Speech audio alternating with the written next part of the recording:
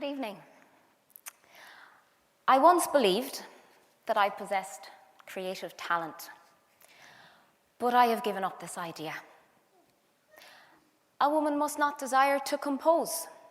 There has never yet been one able to do it. Should I expect to be the one?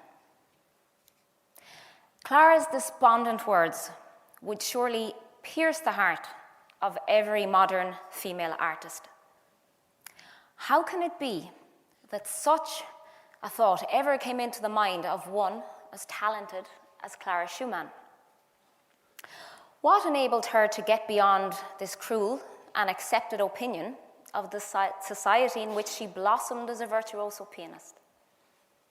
Or did she accept her fate? To whom should we attribute Clara's phenomenal rise to fame as one of the most sought after and celebrated pianists of her generation? Perhaps there is not any one person that can be credited with giving Clara the faith in her creative talents.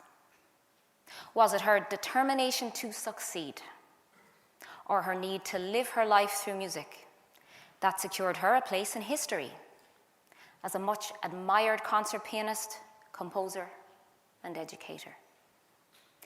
This lecture recital will explore Clara Schumann's life through her music and her surroundings, her achievements and her influencers.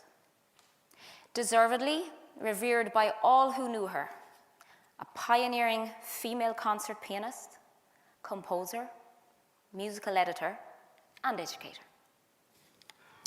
It is both an honor and a privilege to give this lecture recital here this evening for Gresham College in the stunningly beautiful Mercer's Hall. I hope you will become enthralled by the life and legacy of Clara Schumann, both as an artist and as a woman. As a concert pianist, chamber musician, and educator myself, I cannot help but admire Clara and her ability to succeed in her musical career whilst overcoming relentless trials and tribulations throughout her life. Some of life's battles she won, and some she did not. Sometimes she faced problems directly. Others she swept under the carpet in the hopes they would disappear. At times her heart ruled her head, but on some occasions her sense of survival and determination stamped out sentimental thoughts with one decisive step. The more I learned about Clara Schumann, the closer I felt to her music. The more I could picture her life and get to know her character, the more questions arose in my mind. Some I have found the answers to. To other questions, I believe they will be forever locked up in Clara's mind, her heart, and her soul. Do I admire Clara as an artist, composer, and educator? Yes, I do. Do I admire Clara's actions as a wife and mother, colleague, and friend? Absolutely. Do I feel her musical life was affected greatly by those she chose to love and trust? Definitely. Do I feel those people, namely her father, Frederick Wieck, and her husband, Robert Schumann, had her best interests at heart and acted always unselfishly? No, I do not. Do I feel she was at times used selfishly by these two most influential men in her life? Yes, I do. Clara was, like us all, human. She had a very special talent, and with that talent came pressure, expectations, highs and lows, peace and anxiety. The laws of human nature conspired to bring her success, and they also conspired to bring her tragic and very difficult times to endure. The daughter of a self-made, determined, controlling, successful, and extremely talented businessman and music teacher, Clara was the golden child in whom Frederick Wieck pinned his hopes for the successes he himself had never accomplished as a performer. Despite Wieck's numerous failings in his actions as both a husband to Clara's mother the really celebrated singer Marianne Tromlitz, and father to his children, there is one aspect to Wieck's character that, as a female artist, I truly admire. In the 1800s, women were seen primarily as wives and mothers to a large extent. If they had the good fortune to be introduced to music and music lessons, it was to enhance their skills as hostesses and perhaps dutiful wives. Wieck did not accept this view and knew Clara could reach the same artistic heights as any male.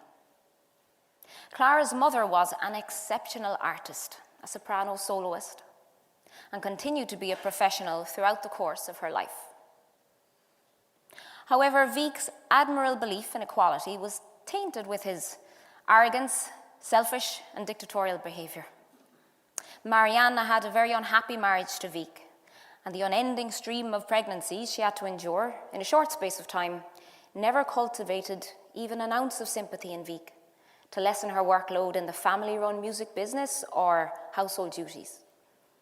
Wieck's profile as businessman and piano teacher rose with every triumph of Marianne's performances in the Gewandhaus in Leipzig. Their divorce was granted on January 22nd, 1825.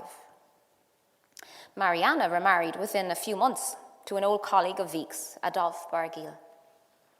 Wieck ultimately banished her from the lives of their children. So Clara grew up without her mother, and she never lost the sense of abandonment and vulnerability her mother's departure created within her. It was not until years later that Clara would become close to her mother again. Marianne became a very close friend and confidant to Clara, and Clara was very happy for this. In Clara, Wieck saw immense talent, and his goal was to create a virtuosa.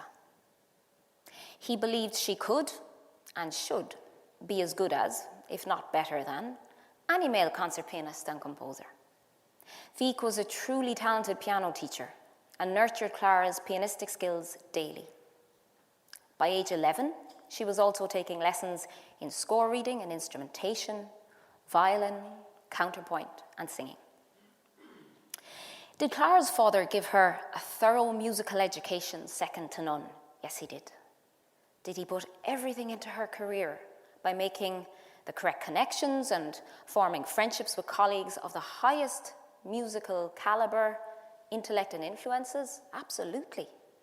Did she feel indebted to him throughout the course of her life for his care of her as a child prodigy? Yes, she did. Did she earn her father's love through her musical successes? Yes, she did. Even in later years, Clara always attributed her success as performer and teacher to her father. Her meticulous attention to every detail in performing, concert organizing, music editing, and teaching always mirrored the actions of her father. Before she was 9 years old, Clara was a member of the musical circle that met regularly at the home of Wieck. She made her debut at the Gewandhaus when she was also just 9 years old. Through the diaries of Clara, we can clearly see her adoration for her father, but also her fear. At times, she was forbidden to practice if she had not performed well enough. And this terrified her, as she saw it as the ultimate punishment her father could bestow upon her. Wieck insisted on scheduling every moment of her day, and from an early age also insisted on a 2-hour walk every day to keep her in peak physical and mental condition. What about his other 4 children, you might ask? They had to slot into place. They received harsher and colder treatment than Clara. She was the star. His reputation rested upon the successes of Clara. Her performances also earned a great deal of money for the family. In 1831, Clara and her father departed Leipzig for her first European tour, focusing on the music salons and aristocracy of Paris. An already avid fan of the compositions by Chopin, Clara would meet and perform for him privately in Paris. Chopin's admiration for her playing continued throughout his life. Clara performed works by Chopin with great regularity throughout her concert career. In fact, the final concerto she performed was Chopin's piano concerto in F minor at the age of 71. We will all aspire to be playing at the age of 71. This was the beginning of many tours organised and controlled by Wieck. All payment was kept by him. No opportunity for Clara to perform and earn money was refused. Clara impressed wherever she performed. Undoubtedly, her career was taking flight, and deservedly so. Her playing would be loved and celebrated throughout Europe, and Wieck was determined to be the guardian of it. The arrival, however, of Robert Schumann into Clara's life and her eventual wish to be an independent artist did not sit well with Wieck. Many years of heartache and even legal battles would torture the soul of Clara and forever scar her emotionally. Robert Schumann entered the lives of the Wiecks in 1828 to study with Friedrich, the celebrated piano teacher. That same year, Friedrich Wieck married his second wife, Clementina Fechner, on July 3rd. Clara was 9 years old and Schumann was 18. Clara never respected or formed a bond with her stepmother. In such a strict and regimented household, Schumann brought imagination, fun, and laughter to the Wieck children when their father was absent or there was a little period of free time. Even during her childhood years, to Clara, Schumann represented kindness, creativity, friendship, trust, and love, albeit in a lovely childish way. It was not until Clara was almost 21 years old that their marriage took place, exactly one day before her 21st birthday. Despite her father's aggressive attempts, both emotionally and by law, to keep the young lovers separated, Clara married the one man she had truly been in love with all her life. On December 5th, 1840, she wrote, "We have been married a quarter of a year today, and it is the happiest quarter of a year of my life." The bond with her father was severed, and she had to make her career choices herself. Though a reconciliation of sorts did occur, the bitterness between the Schumanns and Wieck was too deep-rooted to ever recover. Their move to Dresden in 1844 was partly due to their erroneous beliefs that Clara's father would be of help to them in Robert's ill health. But Wieck would forever spread unhelpful rumours about both his daughter's career and the quality of compositions by Schumann. Though Robert Schumann respected and adored Clara's talent as a concert pianist and composer, it was her ability to be a wife, mother, and manager of the household that he valued most of all. His belief that she, as one of the greatest living pianists, could be fulfilled by the mundane domestic tasks was sadly mistaken. Clara could never be happy away from her art, though she did refrain from practicing when Robert was composing to facilitate him. This alone frustrated her beyond belief. "My piano playing is falling behind. This always happens when Robert is composing. There is not even one little hour to be found in the whole day for myself. If only I don't fall too far behind. Score reading has also been given up once again, but I hope that it won't be for too long this time." However, Clara was relentless and dutiful in her support for Robert as composer, teacher, writer, and conductor, and she loved him dearly. Though the Schumanns enjoyed much success in debuting the works of Robert, there were also many difficult times when Robert's failings as a conductor put them in uncomfortable and financially uncomfortable situations. One example of this was his discharge from the position of music director of the Dusseldorf Orchestra. Clara had already been enlisted to help him as rehearsal pianist, a position that was far, far beneath her talents. Robert's lack of control in rehearsals and the resulting disquiet among the orchestral musicians and chorus ultimately led to the termination of this position. Throughout their marriage, Clara played and performed whenever possible, and despite Robert's protests, did undertake several notable and lucrative concert tours of Russia, Copenhagen, Germany, and Austria, to name a few. And actually, he often accompanied her with her as well. Her concert fees proved to be lucrative sources of income for the household and were much more financially beneficial than the work of Robert. Though it is my belief that her activities as a concert virtuosa, and in fact the title Royal and Imperial Virtuosa, was actually bestowed upon her in Vienna in 1838. So though it is my belief that her activities were certainly curtailed by her marriage and children, her compositional creativity was, on the contrary, actually enhanced by living in such an artistic world with Robert and their associates. At every turn, Clara was surrounded by creativity, be it in a literary or musical sense. I have to admit that I feel and hear many similarities between the piano works of Clara and Robert. Perhaps she was attempting to learn from the compositional skill that was superior to her own. Perhaps his style of writing for the piano came from his respect for her style of melodic playing and the pianistic style that they both had learned from her father. The truest conclusion, I feel, is that both Robert and Clara's creativity and talents fed off their proximity to one another. These feelings were then transported into their musical creations and activities. Were they competitive with one another's careers? I don't think so. Did they feed off one another and learn from one another? Yes. They consumed each other in every aspect of their lives. Essentially, they were one. Robert's entry to the Endenich Hospital after his failed suicide attempt in February 1854 was heartbreaking for Clara. It would be the beginning of her quest to survive as a concert virtuosa, educator, and single mother of 7 children. Clara would live her life a widow for 40 years from Robert's death in July 1856. We will speak of her relationship with Johannes Brahms later, but it is true to say that Clara and Robert Schumann were soulmates.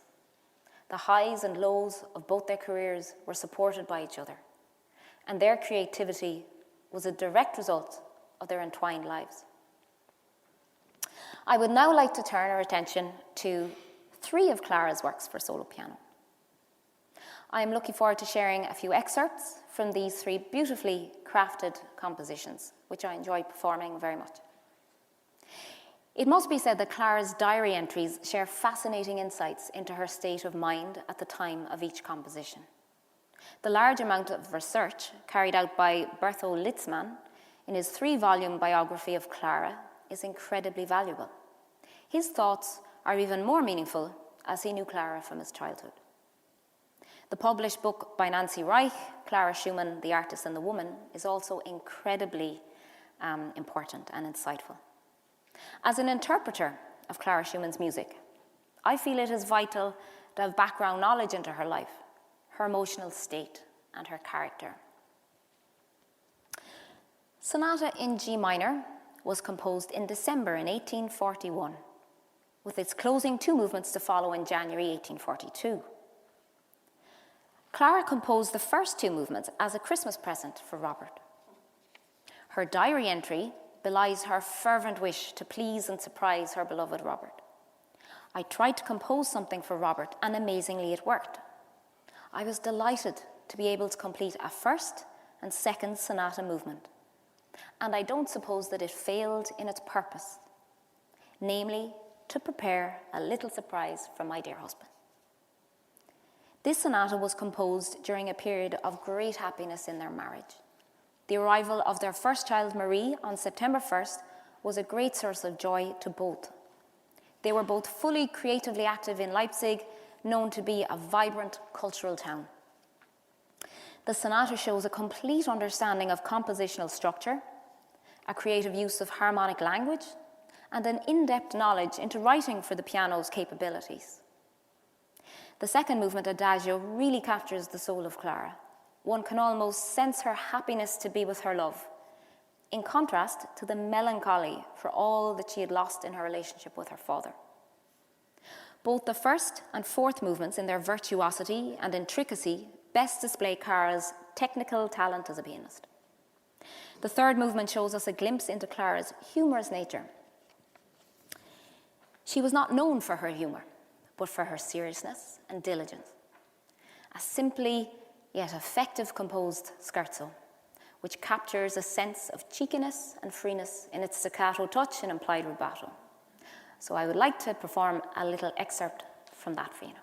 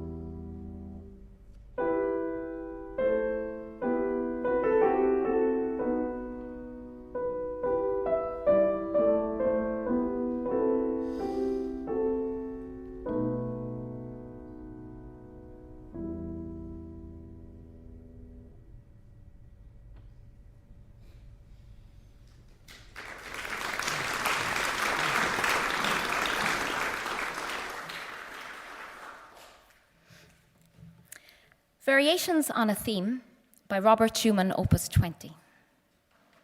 Composed in Dusseldorf between May and June in 1853 and dedicated to the increasingly mentally ill Robert Schumann, this work embodies Clara's character to perfection with its outbursts of passion and strength against an endless background of melancholy. It displays her virtuosity as a pianist of the highest caliber through its demands for sensitivity in colour, nuance, and intricate fingerwork. This work requires the technique to perform relentless octave staccatos, intelligently crafted leggero and forte runs. Clara had to be both mother and father, both lady and gentleman of the household at this point in her life. She was taking on ever more responsibilities of Robert's, both in their musical life and in their home life. Clara's playing from an early age was never characterized as being feminine in nature. Quite the opposite, in fact. Her father set out to prove that she could be both masculine and feminine when piano playing required it. Clara grew up with this self-belief and confidence, and this undoubtedly spilled over into her daily life and her compositions too.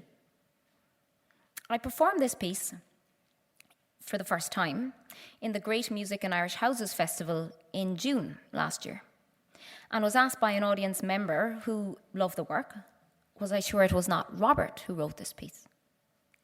He thought there were many similarities between Clara and Robert's style of compositions evident in this work. Personally, I can understand his reasons for asking this question. I have to admit that all three compositions I am discussing here this evening bear some resemblance to Robert Schumann's works. Then how could they not? From an early age, Robert was in her life, and from as early as 12 years old, she was giving debut performances of his works. Schumann's works were both masculine and sensitive. To me, their compositions show more clearly than any document can how intertwined their lives were. They were kindred spirits who fed off each other's genius and needed one another's affirmation. They were one in the truest sense of the word, an inseparable whole. In Clara's diary entry of May 29, she wrote, "Today I began to compose again for the first time in several years. I want to work on variations on a theme from his Bunte Blätter for Robert's birthday. It is very hard for me, however, I have paused for too long." And on June 3rd, her diary entry was as follows: "It seems to me that I have not been unsuccessful." With her daily duties, Clara's composing and practicing often had to take a backseat. Her desire to give Schumann a birthday gift that was really precious clearly shows her devotion to him. However, no amount of time could ever erase the genius of Clara's understanding of the piano and her ability to compose. Evident here in her Variations Opus 20, Clara's ability to bring to life a simple yet beautifully crafted theme is beyond doubt. She explored an F-sharp minor theme by Robert in this work. And I would shortly like to perform for you the final theme and coda from this composition. The finale brings this evocative and stunningly crafted work to a close. One can feel the heartfelt pain in the delicacy and sparseness of the closing phrases, a stabbing of the heart, so to speak.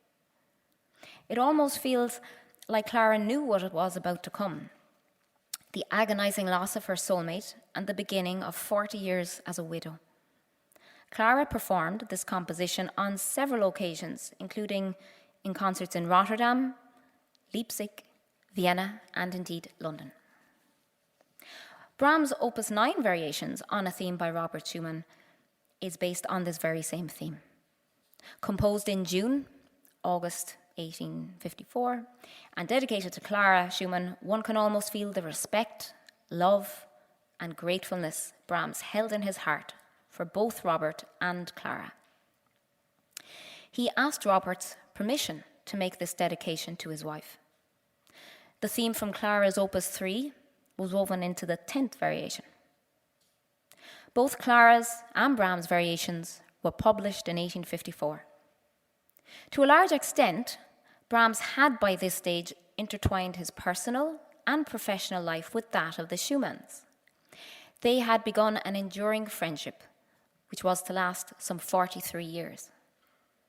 It was no surprise that Brahms immersed himself in Schumann's works and bounced musical ideas off both Clara and Robert. The relationship between Clara and Brahms has been a contentious debate for many years. But let us not forget the mutual infatuation, dedication, love and respect Robert and Brahms held for one another. Even in Endendlich Hospital, Schumann asked for the works of Brahms and studied them. His praise of the young composer and pianist was almost embarrassing in its gushing adoration. Brahms' arrival at the Schumann household was later described by one of the Schumann children, the eldest daughter, Marie. The young man sat down at the piano. He had played barely a few measures when my father interrupted and ran out saying, "Please wait a moment, I must call my wife." The midday meal that followed was unforgettable. Both parents were in the most joyful excitement. Again and again they began, and could not speak of anything but the gifted young morning visitor, whose name was Johannes Brahms.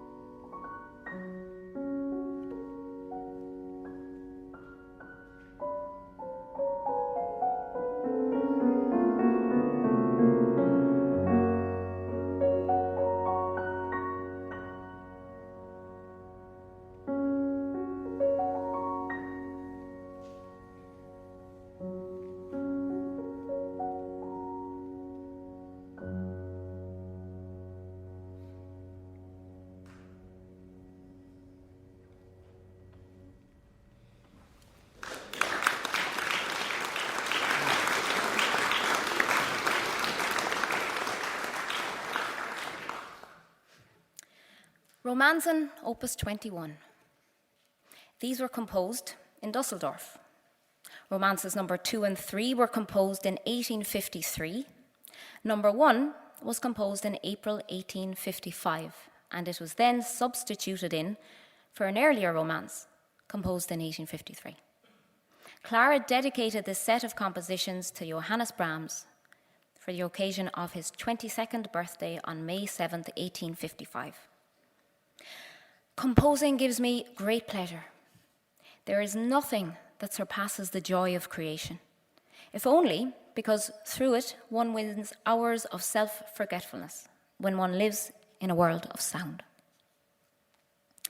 These words of Clara Schumann echo strongly in this virtuosic set of 3 pieces.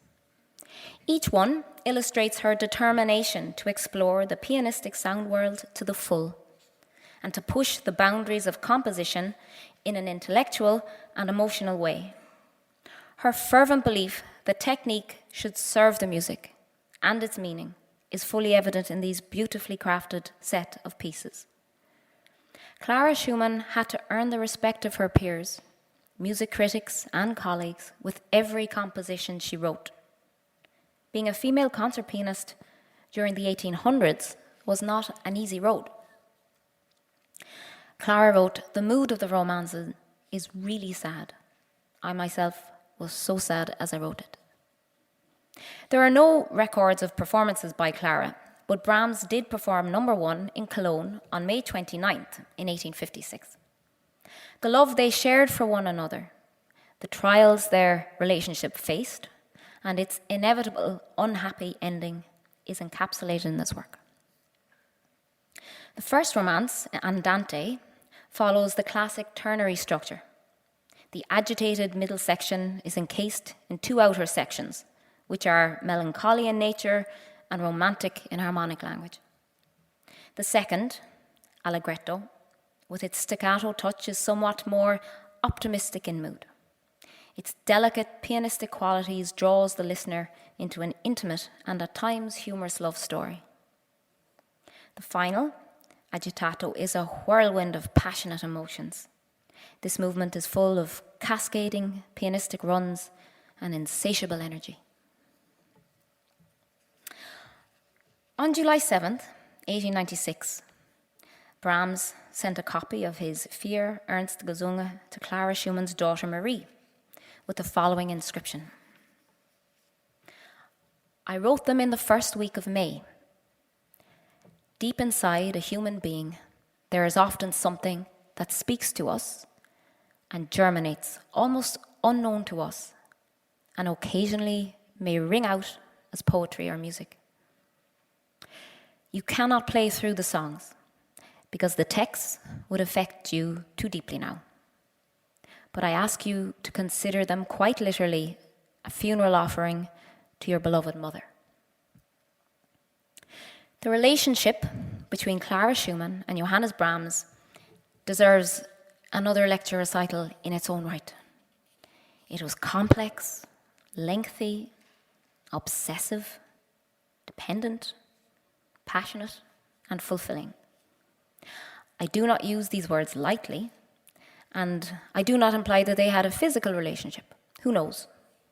We have an abundance of letters documenting their relationship, and there is evidence that both thought about taking their relationship further directly after Robert's death. However, a short trip to Switzerland after Robert's passing seems to have settled any question of future marriage. What is obvious to every person who has researched this topic is that the bond between Clara and Brahms would last for eternity. Their relationship was based on a need for one another, both musically and practically. They were the closest of friends who told one another the truth. This often caused hurt and quarrels. From the moment Brahms walked through the door of the Schumann household as a young, talented, and naive pianist-composer, Clara fell in love with him. She loved him as a musician, as a person, as an artist, and as a kindred spirit. Throughout her lifetime, she would champion his works to festivals, concert promoters, publishing houses, and colleagues. At times, Brahms found the praise embarrassing, but his need for Clara's support and belief in him always overcame any quarrel or uncomfortable issue they may have encountered. Until her death, Brahms would send her many of his compositions before their publication. He wanted her opinion on every element of their creation and structure. She loved receiving his manuscripts, and at times was jealous if another colleague received a manuscript before her.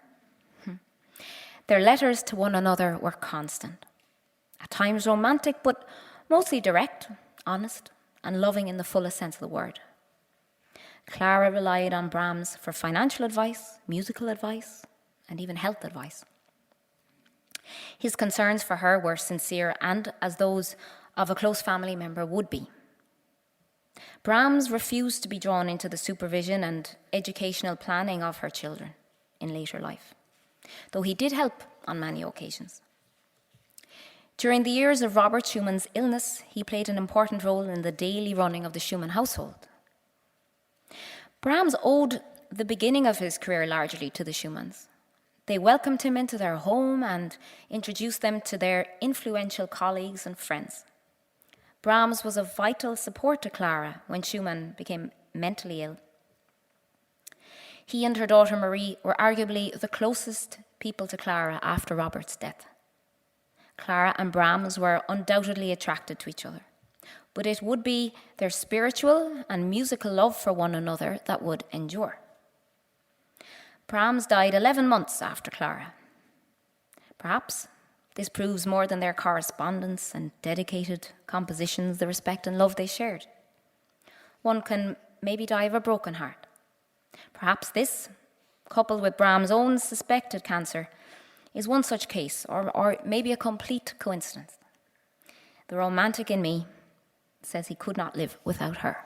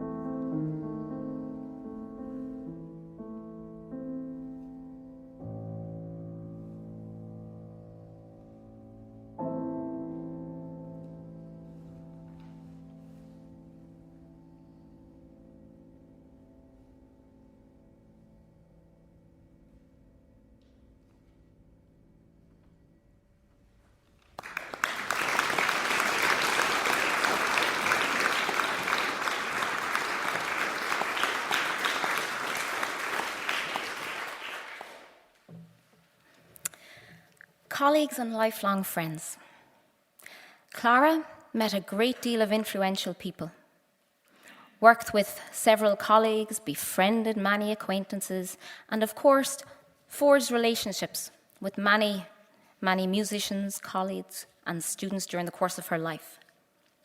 It is documented that she devoted time each day to writing letters and did not like to fall behind in her correspondence. Clara enjoyed close relationships with women to whom she could speak about practical matters and family issues too. By all accounts, Clara never led a carefree life, not even as a teenager. She is often described as always being serious, solemn, soulful, and melancholy. Her appeal to others was her sincerity, her intelligence, her determination, and her sense of survival. I spoke earlier of Chopin's admiration for her performances. Franz Liszt also held the most profound respect for both her and Robert Schumann. He dedicated works to both of them. They met on several occasions, performed together, and grew quite close friends. However, Liszt's style of bravura playing often annoyed Clara.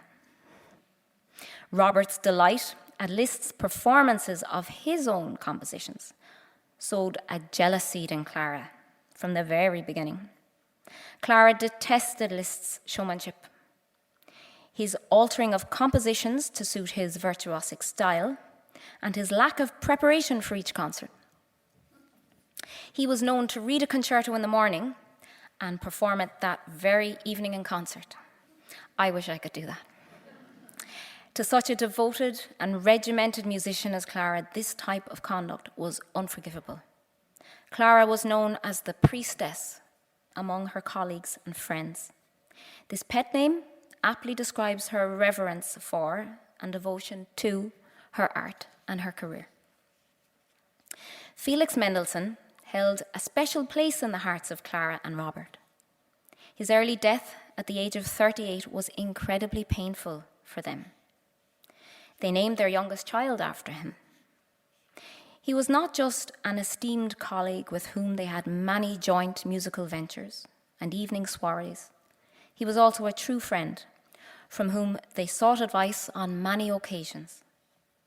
Mendelssohn had a glittering career as a conductor and pianist, and his praise of both Robert and Clara must have meant a great deal to them both.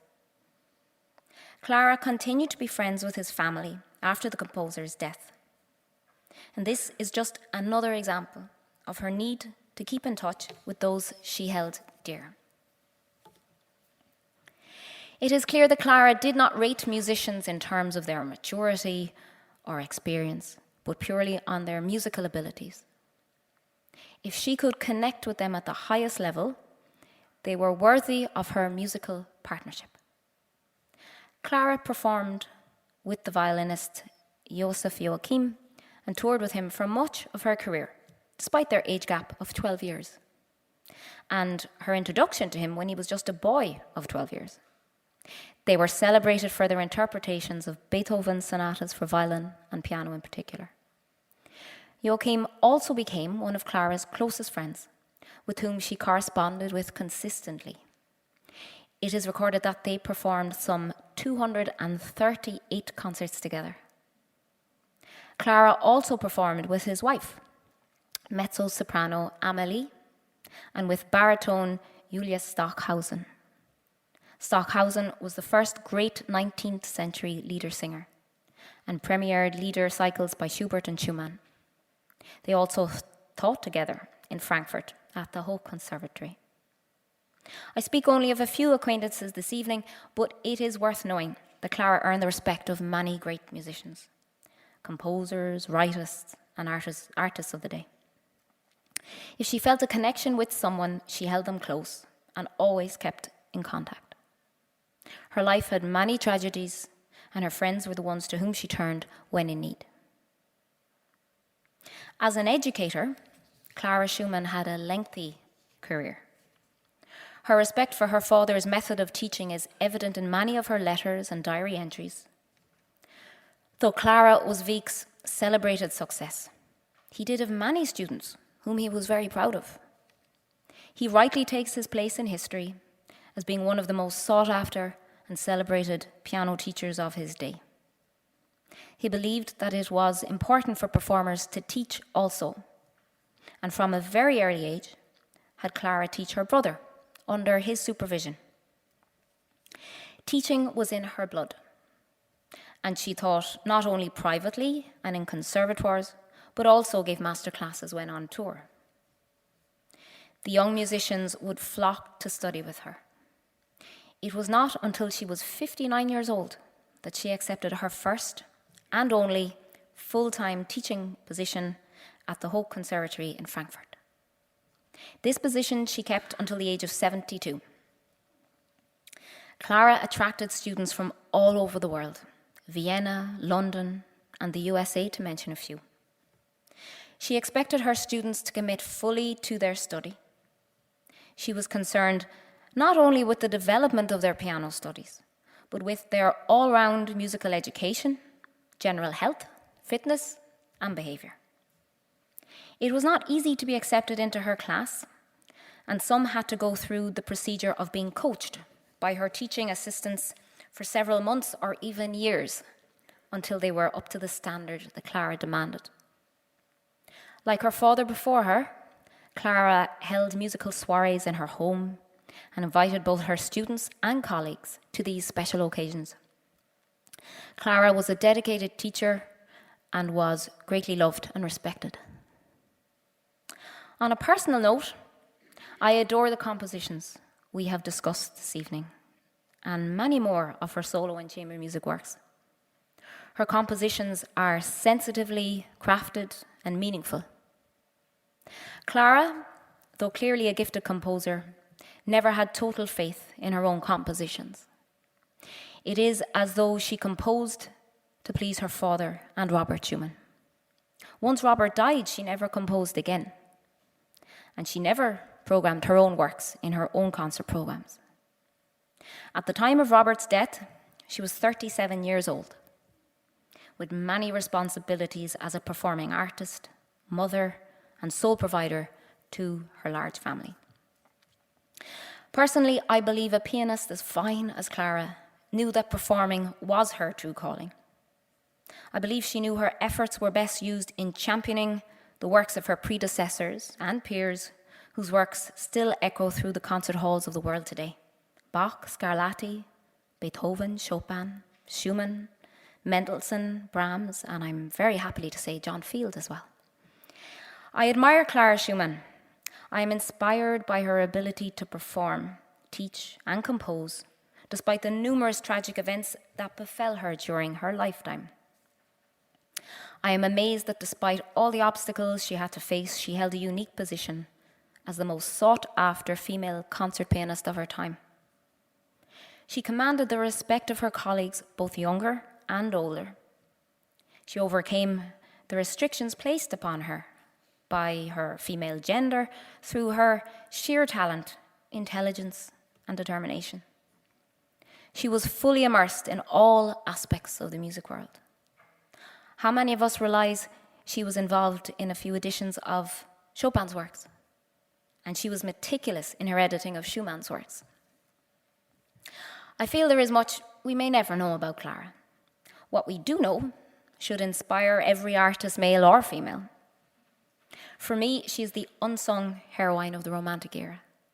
She is a pianist who earned her place among the greats, and a human being whose talent and determination paved the way for future generations to come.